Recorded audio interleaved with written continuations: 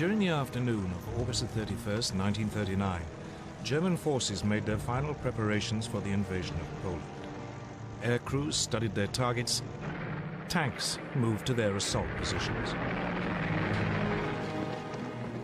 Then, in the early hours of September the 1st, German soldiers dressed in Polish uniforms attacked a radio station on the German side of the border, leaving behind some bodies.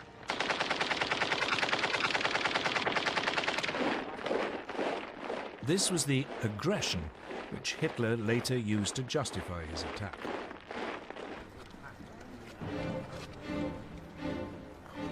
At 8 that morning, German troops pushed aside the Polish frontier barriers and mobile forces raced forward.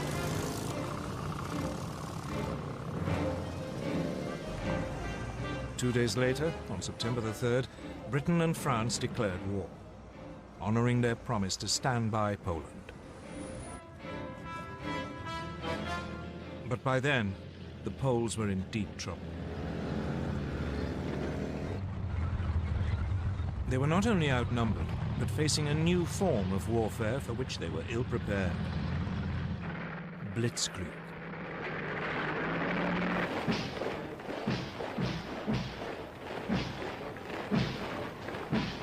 In 1939, the German army consisted of 1.5 million men.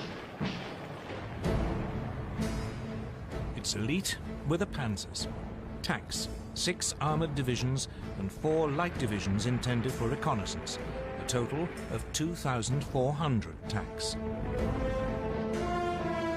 These had been designed to break through an enemy's defenses and strike deep, cutting communications and spreading confusion. Enemy strong points would be bypassed, left to the following infantry to mop up.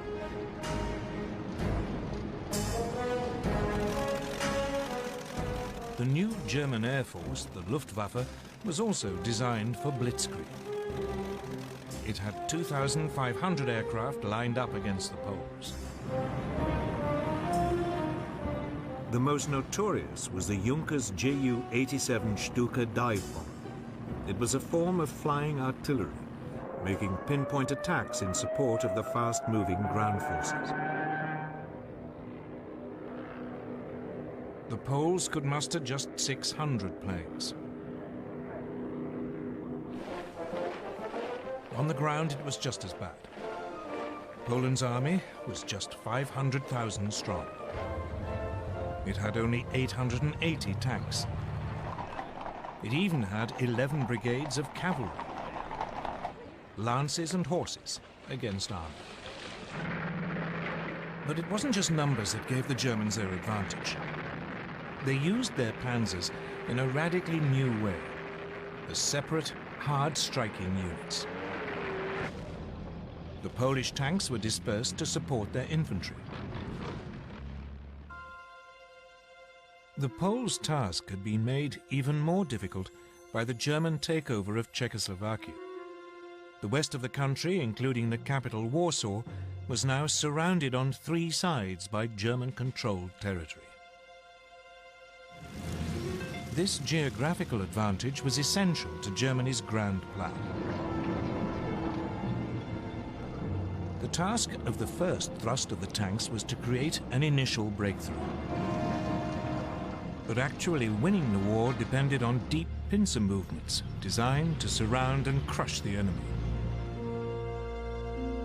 These would come from Army Group North under General Fedor von Bock. He would launch 2 thrusts from northeast Germany and East Prussia. Army Group South under General Gerd von Rundstedt would launch 2 more from Silesia and Slovakia. The aim would be for the pincers to meet near Warsaw and Brest-Litovsk.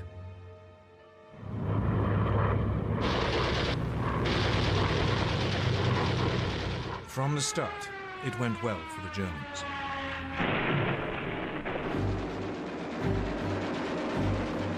The Polish Air Force was effectively eliminated within the first 2 days.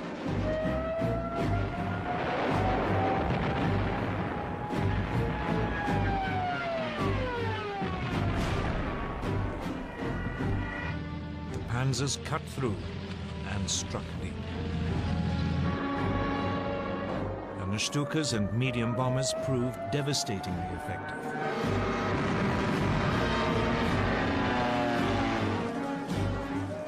The Poles were sliced apart, pinned into pockets which yielded vast numbers of prisoners.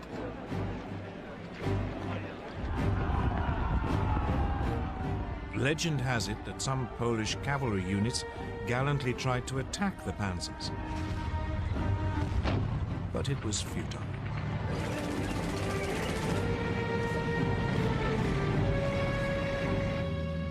They were just brushed aside.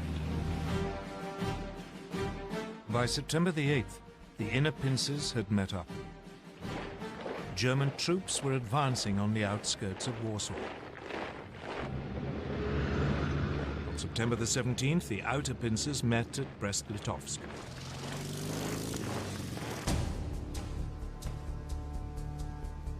On the same day, Soviet forces crossed the eastern Polish frontier as part of the agreement reached between Hitler and Stalin in the Nazi-Soviet pact. The Polish army was now in full retreat, its government fleeing abroad. Warsaw, however, fought on.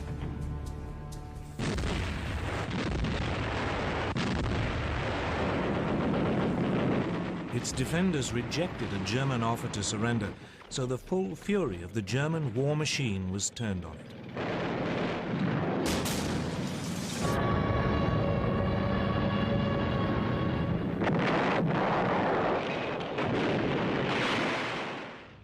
Watching it all was Adolf Hitler, who had followed close behind his conquering army.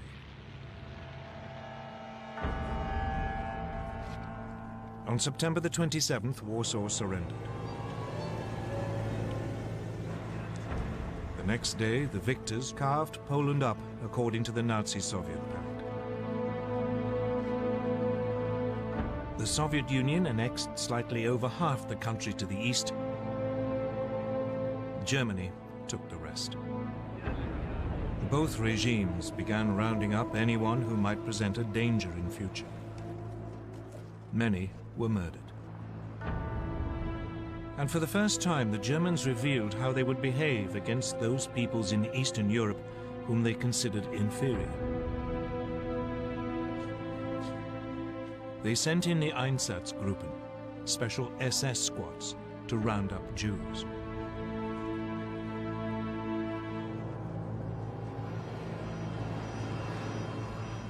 Most were forced into ghettos in the major cities, where they would be starved to death. Others were executed on the spot.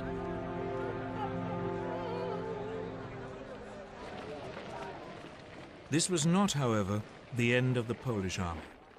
More than 50,000 troops escaped and eventually reached France. There, a provisional government had been formed by General Władysław Sikorski. The Poles would fight on bravely from abroad.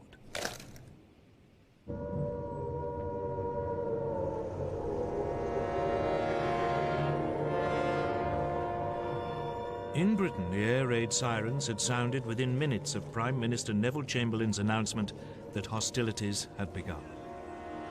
In fact, despite their politicians' guarantees of Polish sovereignty, Britain and France had done very little to help Poland. As Hitler had gambled, they had no idea what to do once they had actually declared war. Both countries had begun mobilization.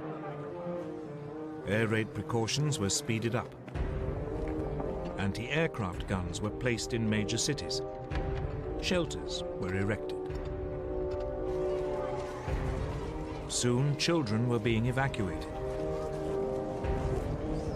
Everyone had to carry gas masks, and a blackout was introduced.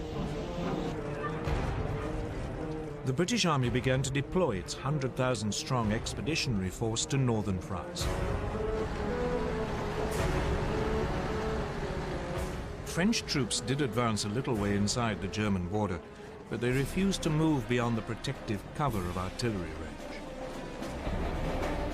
The initiative was still firmly in Hitler's hands. And he at least knew precisely what he was going to do next.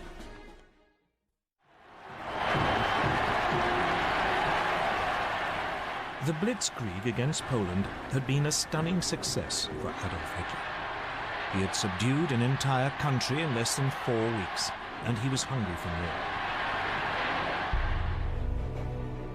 So he ordered his generals to plan to attack the British and French in November 1939, less than 2 months after the fall of Poland.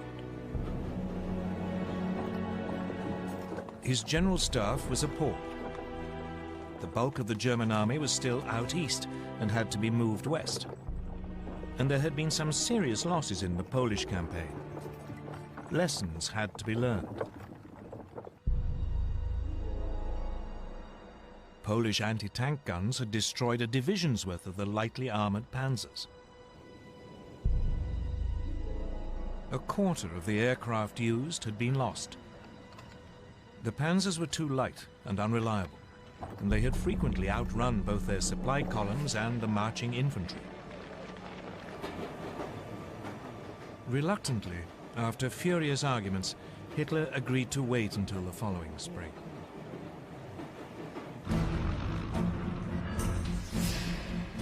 Meanwhile, his enemies were also learning lessons. Britain had thought that bombers would be a key weapon in the coming conflict. But when on September the 4th, Britain's Royal Air Force made a daylight raid on German shipping, 7 of the 30 bombers were shot down.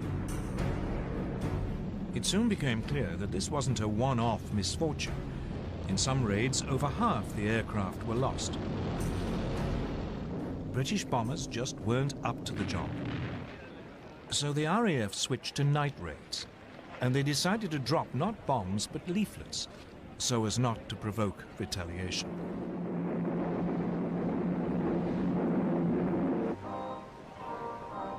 So, with the Blitzkrieg stalled and the air war quiet, the focus now went to the one remaining arena, the sea.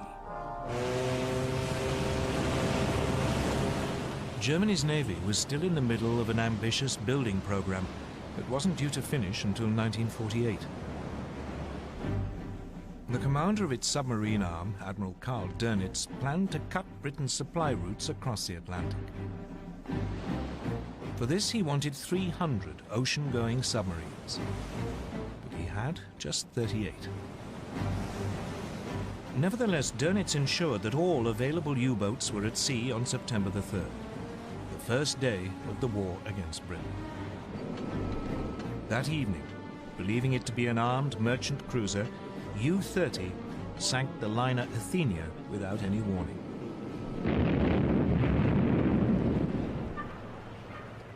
A 112 lives were lost, including 26 American citizens. The Royal Navy dwarfed its German counterpart. It had 12 battleships. Germany had none. It had 5 aircraft carriers. Germany, again, had none. So after the Athenia, Britain declared a total blockade of German ports. But for all its size, the Royal Navy had too few escort vessels. Many merchant ships had to sail alone. And by the end of 1939, more than 100 had been sunk. It quickly became apparent that the British had woefully underestimated the submarine threat. On September the 17th, U-29 sank the British aircraft carrier Courageous.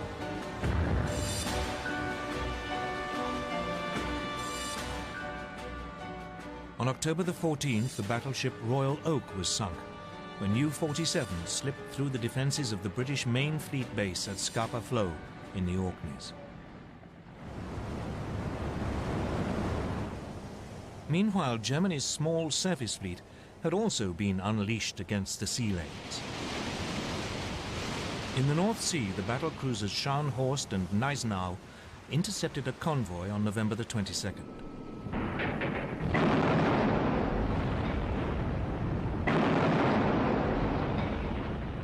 They sank its escort, the armed merchant cruiser Rawalpindi. But it was the pocket battleship Graf Spee which caused the greatest problems. Designed specifically for commerce raiding, Its 11-inch guns could overwhelm any ship fast enough to overtake it, and it had the speed to escape from any battleship. The Graf Spee had slipped away from Germany before hostilities began. Soon it was cutting loose in the South Atlantic and Indian Oceans. Finally, 3 British cruisers, Exeter, Ajax and Achilles, intercepted it off the River Plate on the east coast of South America. The British ships damaged the pocket battleship so badly that it had to take refuge in the neutral Uruguayan port of Montevideo. The Germans were then fooled into thinking that a more powerful British force had arrived. When the Graf Spee was commanded to leave port, her captain scuttled her rather than risk annihilation.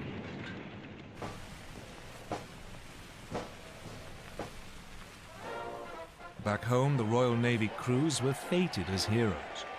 But this was just about the only obvious success enjoyed by the British or French armed forces during the winter of 1939. Though the British did enjoy one secret victory in the technological war, which was to prove vital.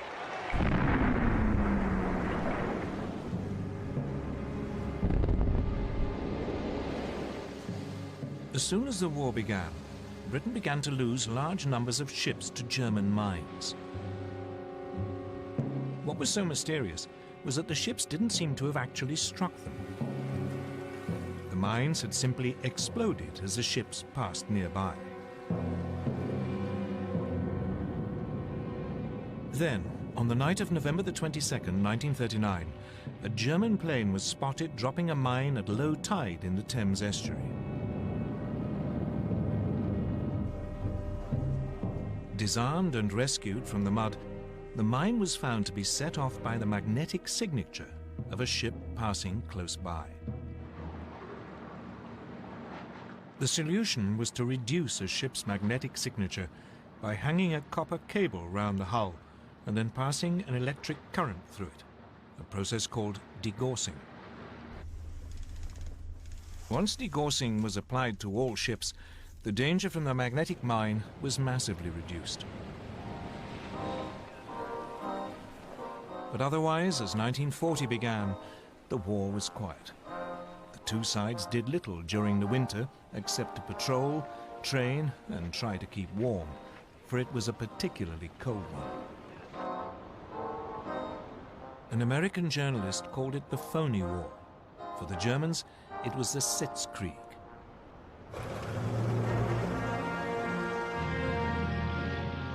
In the spring, the British Expeditionary Force took up its position towards the left of the front on the Belgian border.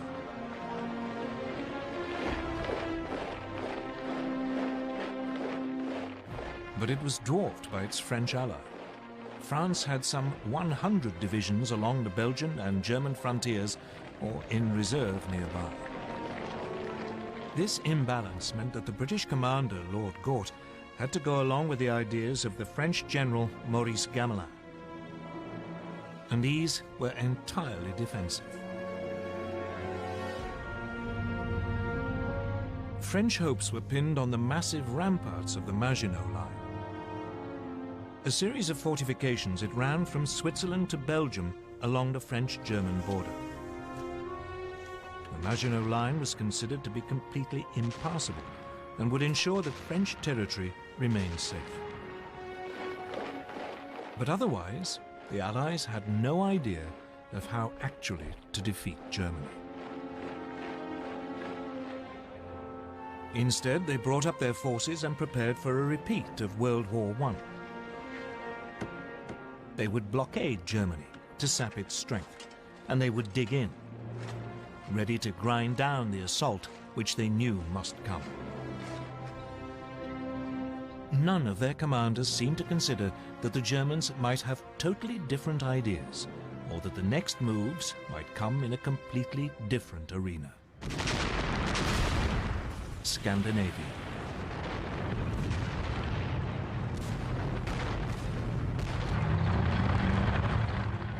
On November the 30th, 1939, a new theater of war was opened up. The Soviet Union invaded its tiny neighbor, Finland. Finland had only achieved independence from the Russians in 1918 and hated them. Soviet dictator Joseph Stalin was convinced that one day the Finns might allow the Germans in to attack Leningrad and the vital Arctic port of Murmansk. The Red Army outnumbered its Finnish opponents by more than 10 to 1. The invasion should have been a walkover. But its leadership had been devastated by Stalin's terrible purges. The Finns were led by General Gustav Mannerheim. He fought back using hit-and-run tactics amid the deep snow, often on skis. The Soviet troops, confused and poorly led, suffered massive losses. Finland's gallant resistance caught the imagination of the British and French. Soon they were planning to send help via Norway and Sweden. The fact that this might suck two neutral countries into the war was ignored.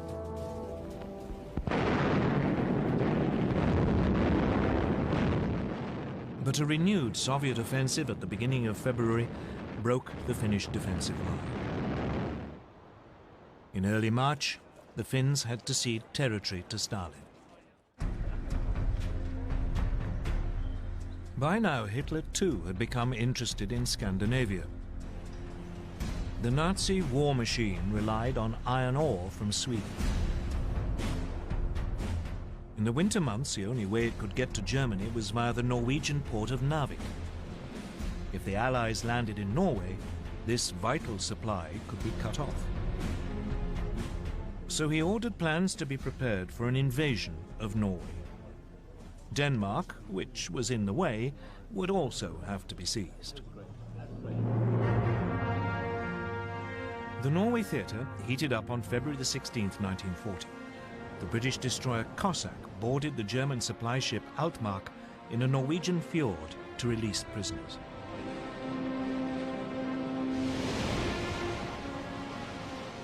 Then, on April the 9th, German troops began landing at 5 ports: Oslo, Kristiansand, Bergen, Trondheim, and Narvik. At the same time, men of their newly formed German parachute division seized Stavanger and Oslo airfields. The Norwegian defenders were swiftly overwhelmed, as were the Danes. German forces occupied their country within 24 hours. In Norway, the Germans moved swiftly to link up their beachheads and seize all the major towns. In the air, the Luftwaffe had total control. The Allies now responded. A landing force was dispatched to recapture Narvik. French and Norwegian forces achieved this on May the 28th. But a substantial German force was now approaching. So 6 weeks later, the Allies abandoned Norway to its fate.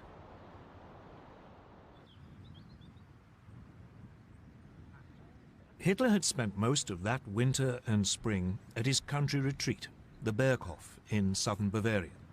For him, the events in Scandinavia were a sideshow. Instead, he was preparing for his next major blitzkrieg against Britain and France. The first plan his generals brought him had a familiar ring to it. The Germans would advance into Belgium, aiming to swing down towards Paris. It was a repeat of the Schlieffen Plan, which the Germans had used at the start of World War I. The Allies were expecting this, and their main strategic discussion was how to prepare for it. When the Germans attacked, the Allies planned that their forces west of the Maginot Line would swing forward into Belgium to hold them on the shorter and more defensible line of the rivers Dyle and Meuse.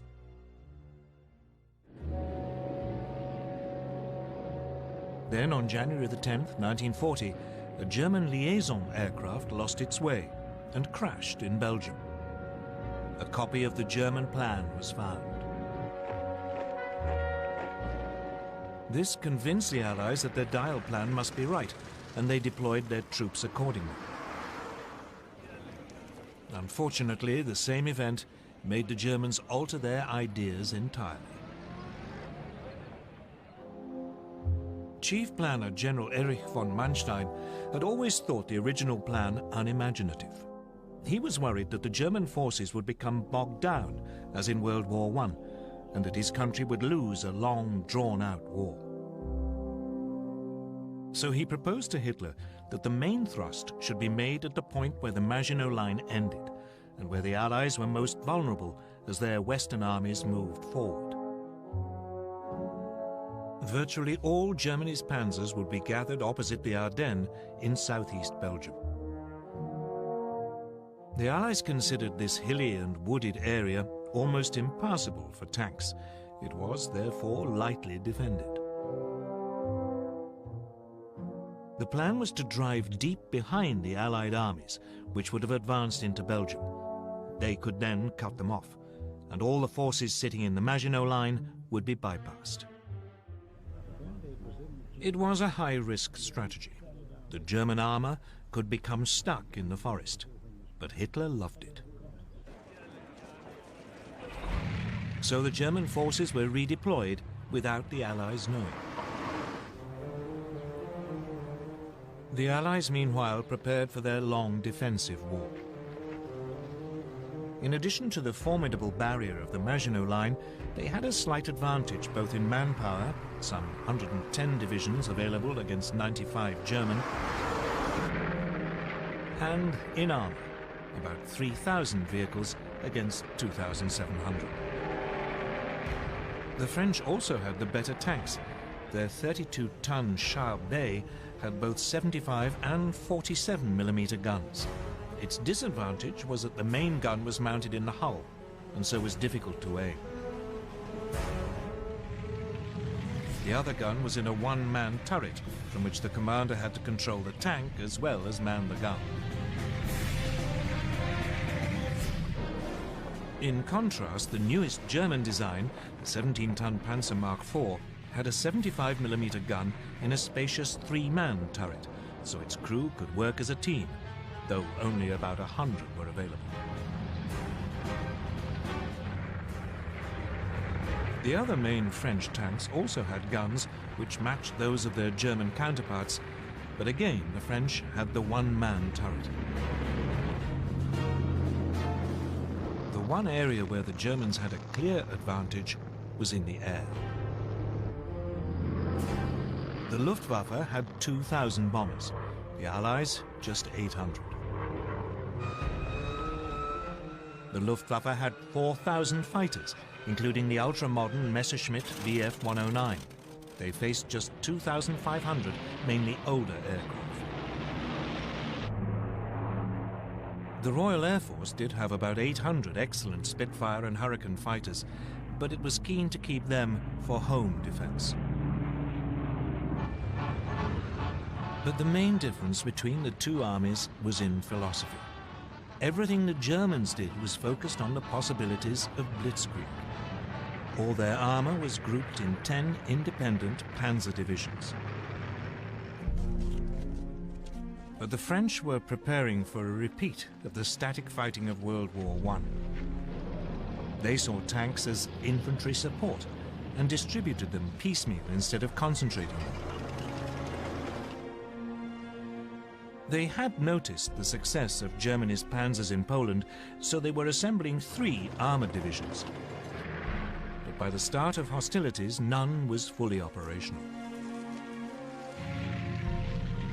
2 totally different ways of military thinking were about to go head-to-head.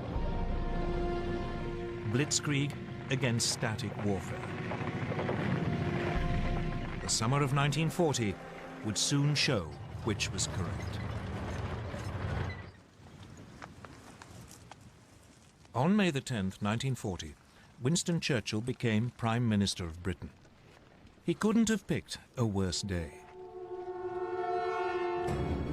That was the day Hitler chose to launch his blitzkrieg against France and Britain. At dawn, a whole German airborne division parachuted into Holland to seize bridges and airfields. Simultaneously, the massive Belgian fortress of Eben-Emael was assaulted. Paratroop engineers were dropped on top by swooping German gliders. They swiftly silenced its guns. Meanwhile, the Luftwaffe attacked Dutch and Belgian air bases. Then the frontier barriers were pushed aside. And Hitler's Army Group B, under General Fedor von Bock, now drove into Holland and Belgium.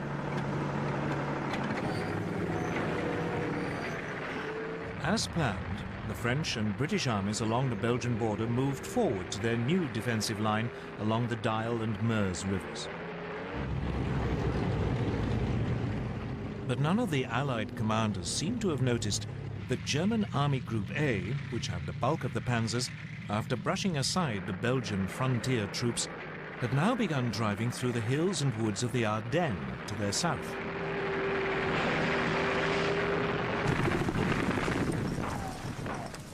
Meanwhile, the Germans were pushing rapidly through Holland.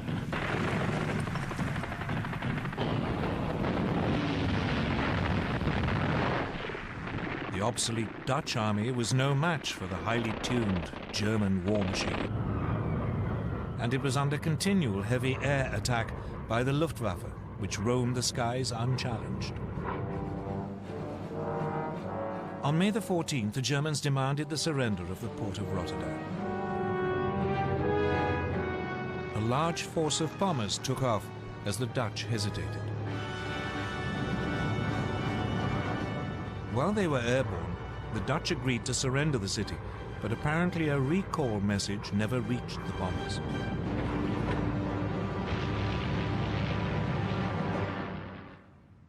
Rotterdam was devastated. The Dutch capitulated the next day.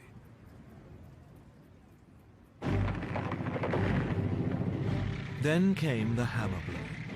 The thing that British and French planners had thought impossible had happened. German panzers were through the Ardennes and had reached the Meuse by the evening of May the 12th.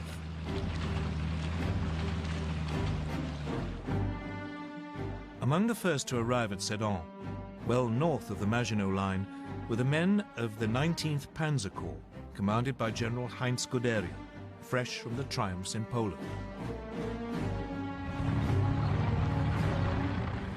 Guderian now showed how blitzkrieg should be done. He ignored the troops in the Maginot Line, and he didn't wait for his own infantry to catch up. He pushed straight on. The next day, assault troops crossed the River Meuse.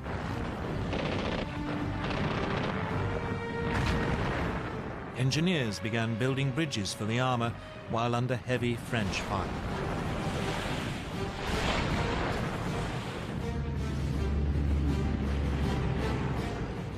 On the 14th, the panzers began crossing. That evening, Guderian's bridgehead was 8 miles deep. The French troops, stuck in the Maginot Line, were too immobile to intervene. Allied bombers made despairing attempts to destroy the German bridges.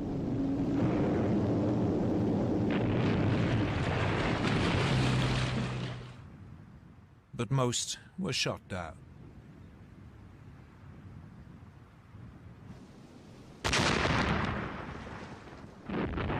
All the while, German artillery pounded the French defenses while the Stukas screamed in.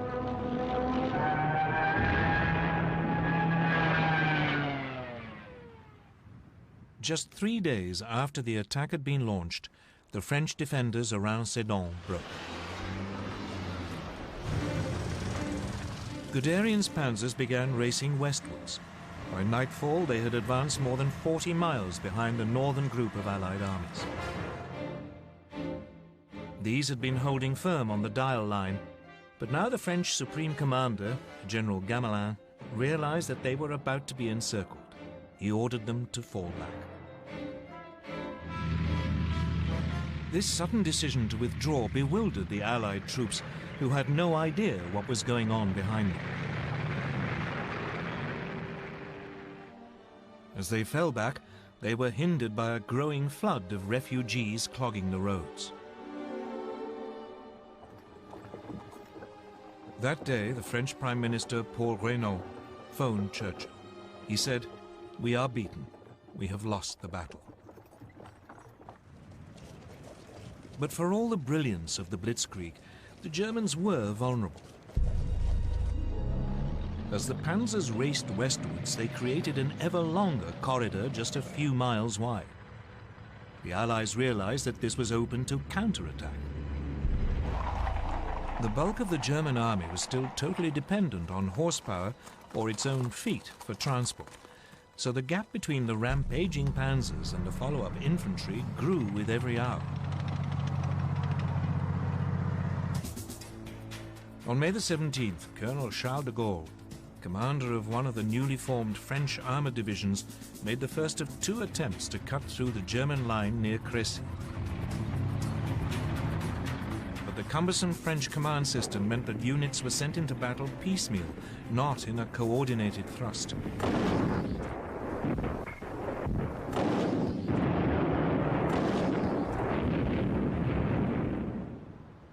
The Germans had little difficulty warding off both attacks, inflicting heavy casualties. It seemed that nothing could now stop Guderian. He plunged on, further and further into France. By the 19th, his lead units were past Péronne. On the 20th, in an extraordinary 56-mile dash, Amiens had been taken by lunchtime. Abbeville, just 14 miles from the English Channel, was seized by 9 that evening. And at midnight, a battalion of the 2nd Panzer Division reached the coast at Noyelles. The Germans had split the Allied front in 2. Everything now depended on whether they could defend this long, thin corridor, or whether the Allies could successfully counterattack.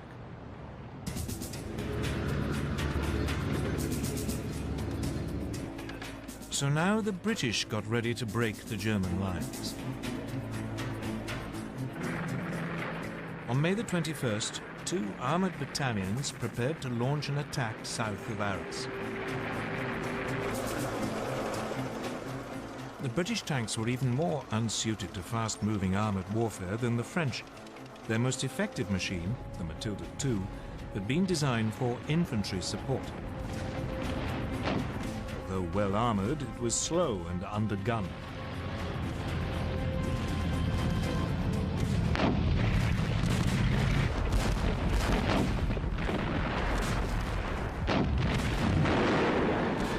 The Germans had little trouble in repulsing the attack.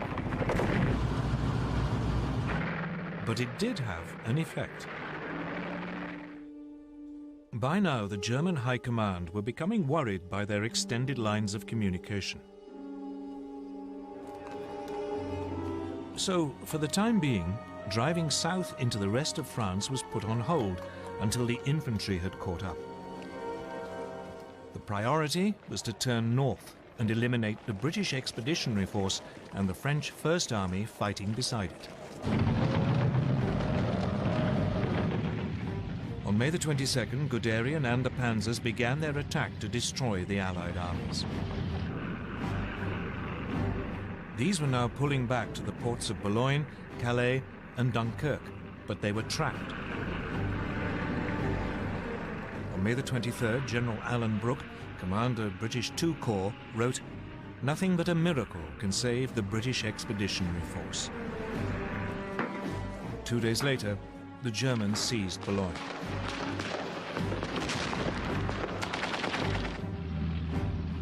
it was beginning to look as if even a miracle would be too late. May the 25th, 1940.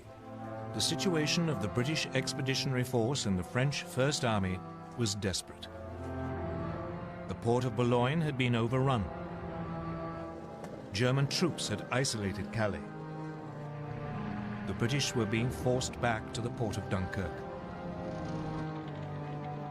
Lord Gort, the British commander, advised his government that the only hope of saving even a fraction of his troops was to organize an evacuation by sea.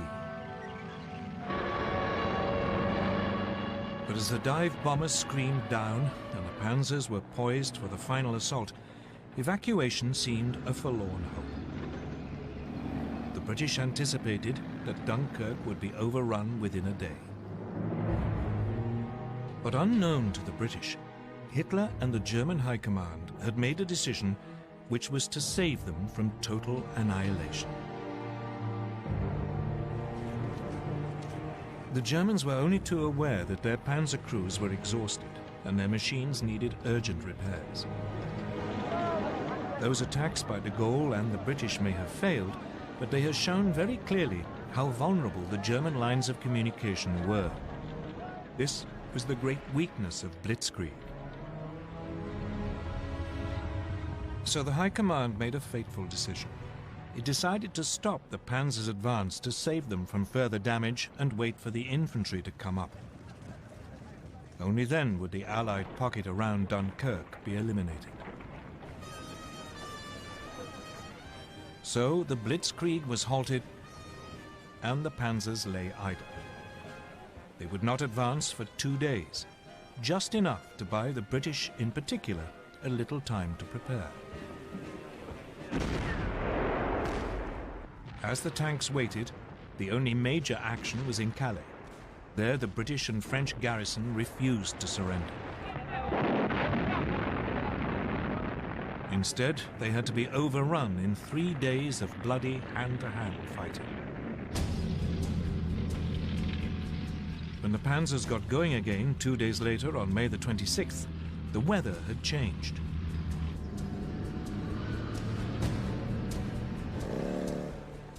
The Germans became bogged down in the heavy rain, again giving the Allies more time. So it was that at 7:57 p.m. on May the 26th, Vice Admiral Bertram Ramsay, flag officer commanding Dover, received a signal that he was to put Operation Dynamo into action. Operation Dynamo was a plan to withdraw the British Expeditionary Force by sea. He had prepared it more in hope than expectation that it could ever be used. The following day, a makeshift fleet of destroyers, tugs, and passenger ferries crossed the English Channel. But by the end of the day, less than 8,000 of the over 300,000 troops at Dunkirk had been rescued.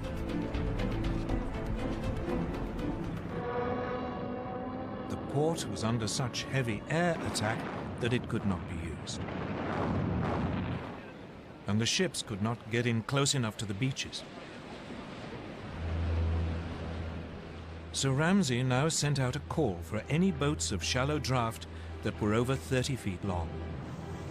Hundreds of cabin cruisers, fishing boats and barges were gathered from harbours all over southern England and sent across the Channel, often crewed by their civilian owners.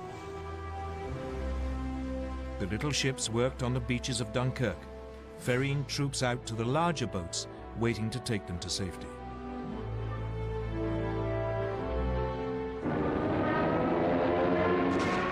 All the time they were under constant air attack.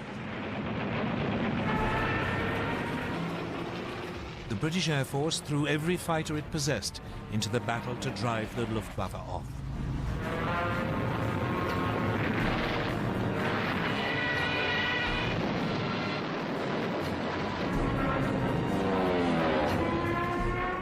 Even so, 7 French and 6 British destroyers were sunk, together with 24 smaller warships. A quarter of the 665 small boats never got home. But when the evacuation was halted on June the 4th, over 300,000 men, 41% of them French, had been rescued.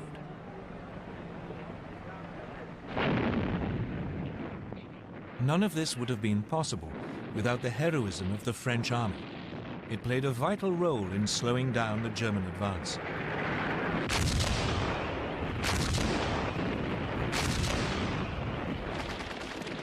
The French rearguard didn't leave its positions around Dunkirk until the last boats had pulled away from the beaches.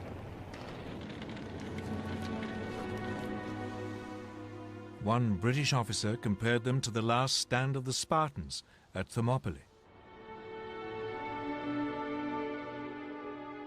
Even so, the British army had lost most of its heavy weapons. It wouldn't be fit to fight the Germans again for a long time. France still had to fight on, but it had lost more than half its army. Against them, the Germans had 92 divisions, including masses of armor.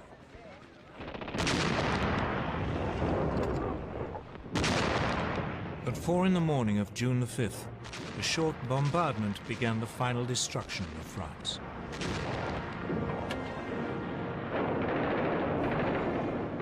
Assault troops crossed the Somme and the Aisne. At first, the French resistance was fierce, and the Germans struggled to break out of their bridgeheads. But, once again, the Luftwaffe helped crush the defenses. Soon the panzers were pushing south, and the trickle of surrendering French troops turned into a flood. By the 9th, the panzers had reached the River Seine, and the infantry were only a few hours behind.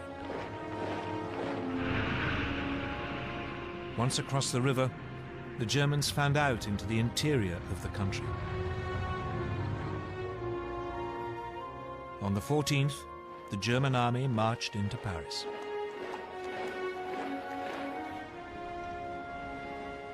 The swastika was raised on the Eiffel Tower.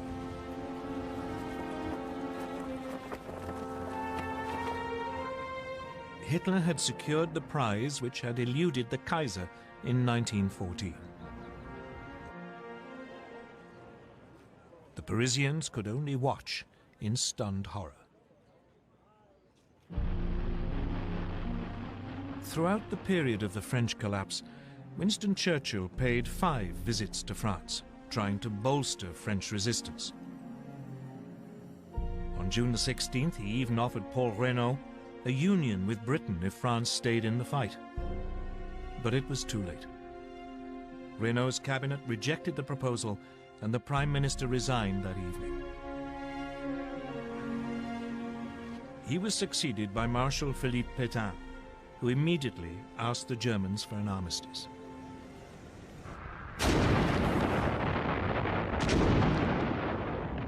It was only now that the Germans finally began to attack the Maginot Line, which had been left isolated. After a heavy artillery bombardment, the French defenders offered only token resistance before the German troops occupied the forts.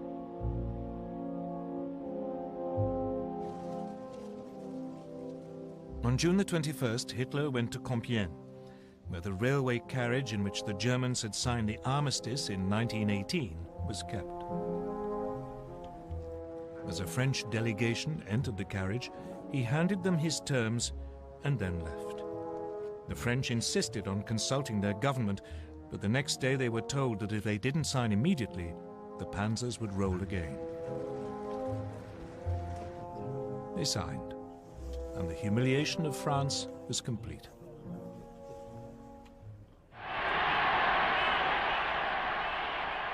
For Hitler, his control of Western Europe seemed absolute. He felt sure that Britain must now seek peace, and that soon he could turn to the next stage of his master plan.